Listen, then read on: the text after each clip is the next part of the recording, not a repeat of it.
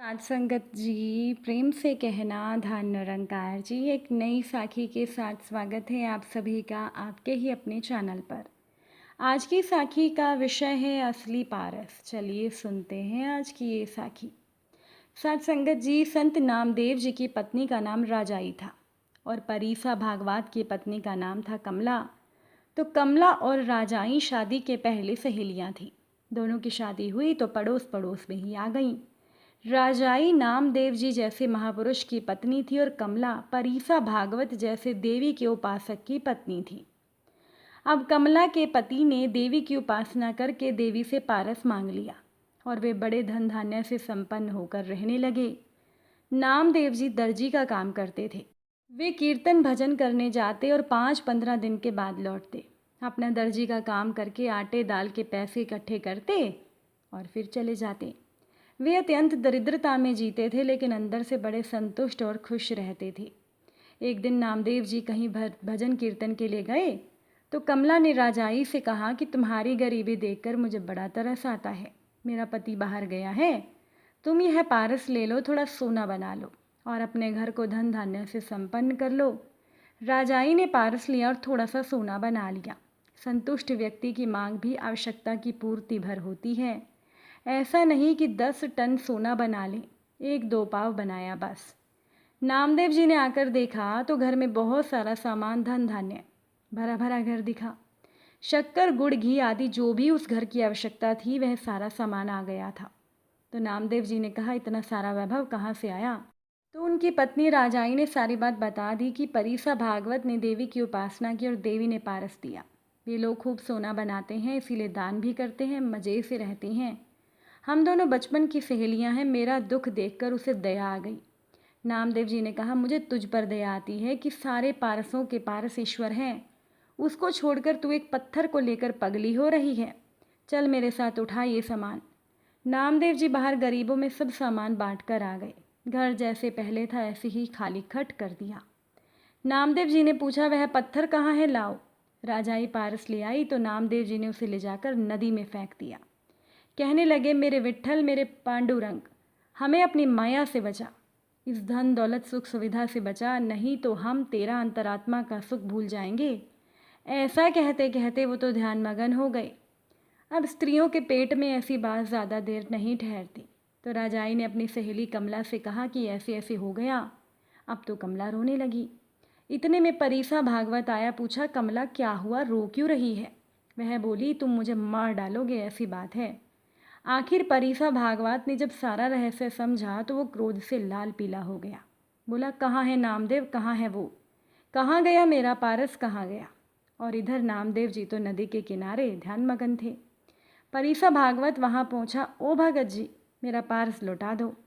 नामदेव जी बोले, पारस तो मैंने डाल दिया उधर नदी में। परम पारस तो अपना है आत्मा। यह पारस पत्थर क्या करता है? मोह माया भूत पिशाच की योनि में भटकाता है। पारस पारस क्या करते हो भाई, बैठो और पांडुरंग का दर्शन करो।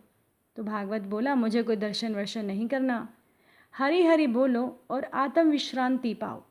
ये नामदेव जी ने कहा। भागवत बोला, नहीं चाहिए आत्म विश्रांति, आप ही पाओ, मेरे जीवन में दरिद्रता है, ऐसा है वैसा है, मुझे मेरा पारस दो। नामदेव जी बोले, पारस तो नदी में डाल दिया।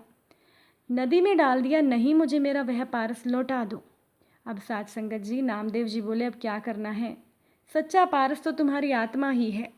अरे सत्य आत्मा है। भागवत बोला, मैं आपको हाथ जोड़ता हूँ, मुझे मेरा पारस लौटा दो। तो नामदेव जी कहने लगे, पारस मेरे पास नहीं है, वो मैंने नदी में डाल दिया। परीसा भागवत बोला, कितने वर्ष साधना की, मंत्र अनुष्ठान किए, सिद्धि आई, अंत में सिद्धि स्वरूपा देवी ने मुझे वह पारस दिया। देवी का दिया हुआ वह मेरा पारस। नामदेव जी तो संत थे, उनको तो वह मार नहीं सकता था, तो वो अपने आप को ही कूटने लगा। नामदेव जी बोले, अरे क्या पत्थर के टुकड़े के लिए अपनी आत्मा का अपमान करता है? जय पांडुरंग कहकर नामदेव जी ने नदी में डुबकी लगाई और कई पत्थर ला कर रख दिए सामने परीसा भागवत की। अब कहने लगे, आपका पारस आप ही पहचान लो। अब परीसा भागवत ने देखा तो सभी पारस थे। सोचने लगे, इतने पारस कैसे? तो नामदेव जी बोले, कैसे कैसे क्या करते हो, जैसे भी आए हो आप ले लो अपना पारस। ये कैसे पारस इतने सारे?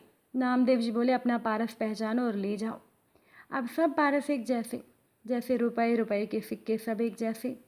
आपने मुझे एक सिक्का दिया, मैंने फेंक दिया, और मैं वैसे 100 सिक्के ला कर रख दूँ और बोलूँ कि आप अपना सिक्का खोज लो, तो क्या आप खोज पाओगे? अब उसने यानी कि परिसा भागवत ने एक पत्थर उठाकर, एक पारस उठाकर लोहे से छुआया तो वह सोना बन गया। लोहे की जिस वस्तु को वह लगाया तो वो सोना बन गया। तो परिसा भागवत बोला, अरे मेरे पांडुरंग, क्या आपकी लीला है। हम समझ रहे थे कि नामदेव दरिद्र है। बाप रे, दरिद्र तो हम हैं। नामदेव जी तो कितने वैभवशाली हैं। नहीं चाहिए पारस, फेंक दो इसे।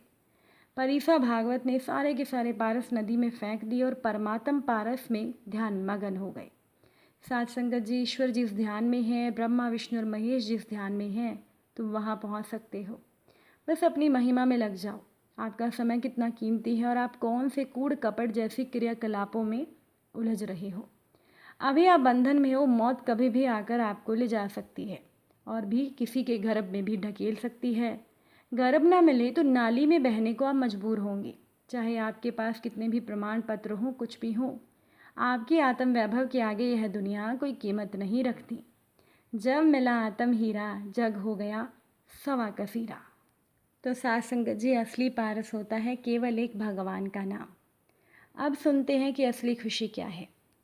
एक टेलीफोन साक्षात्कार में नाइजीरियाई अरबपति फेमी ओटेडोला से रेडियो प्रस्तोता ने पूछा, सर आपको क्या कोई ऐसी घटना याद है जिसने आपको जीवन में सबसे खुश आदमी बना दिया? तो फेमी ने कहा, मैं जीवन में खुशी के 4 चरणों से गुजरा हूँ और आखिरकार मुझे सच्चे सुख का अर्थ समझ में आया।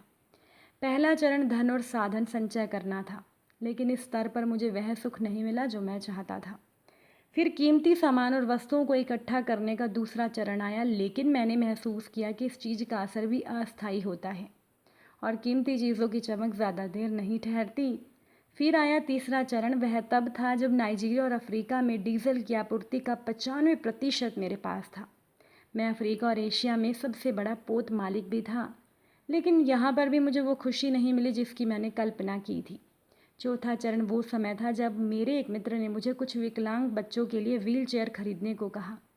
लगभग 200 बच्चे थे। दोस्त के कहने पर मैंने तुरंत व्हील चेयर खरीद ली, लेकिन दोस्त ने ज़िद की कि मैं उसके साथ जाऊं और बच्चों को व्हील चेयर सौंप दूं। मैं उसके साथ चल दिया। वहाँ मैंने इन बच्चों को अपने हाथों से व्हील चेयर दी। मैंने उन बच्चों के चेहरे पर खुशी की अजीब सी चमक देखी और सभी को व्हील चेयर पर बैठे, घूमते और मस्ती करते देखा। ये ऐसा था जैसे वो किसी पिकनिक स्पॉट पर पहुंच गए हों। तब मुझे अपने अंदर असली खुशी महसूस हुई। जब मैंने वो जगह छोड़ने का फैसला किया तो बच्चों में से एक ने मेरी टांग पकड़ ली। मैंने धीरे से अपनी टांग छुड़ाने की कोशिश की, लेकिन बच्चे ने मेरे चेहरे की ओर देखा और मेरे पैरों को कस कर पकड़ लिया। मैं झुका और बच्चे से पूछा, क्या तुम्हें कुछ और चाहिए? बच्चे ने मुझे जो जवाब दिया उसने ना केवल मुझे खुश किया बल्कि जीवन के प्रति मेरे नज़रिए को भी पूरी तरह बदल दिया। बच्चे ने कहा कि मैं आपका चेहरा याद रखना चाहता हूँ ताकि जब मैं आपसे स्वर्ग में मिलूँ तो मैं आपको पहचान सकूँ और एक बार फिर आपका धन्यवाद कर सकूँ।